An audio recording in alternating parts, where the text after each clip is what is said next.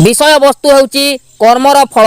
आपण केमिति कर्म कले केमिति फल पाइबे भिडियोटी को शेष पर्यंत देखंतु आउ किछि शिखंतु। जय जगन्नाथ।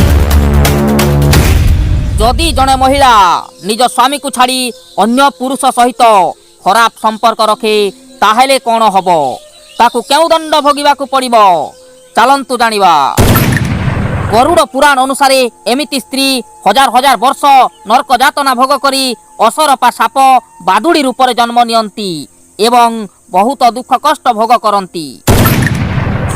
जदि जने पुरुष एभली कार्य करे ताहेले ताकू मध्य हजार हजार वर्ष नरक भोग करबाकू पड़िबो एवं शेषरे ताकू अजगर रूप में जन्म नेबाकू पड़िबो।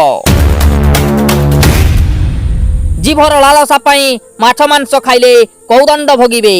माछ मांस आपण खाउछंती कि ताहले सावधान होई जांतु। माछ मांस खाउथिबा व्यक्ति नरकरे गरम तेल रे छणा हुए। जेउ व्यक्ति अन्यर स्त्री अन्यर धन संपत्ति चोरी करे ताकू मध्य नरक भोग करबाकू पड़े।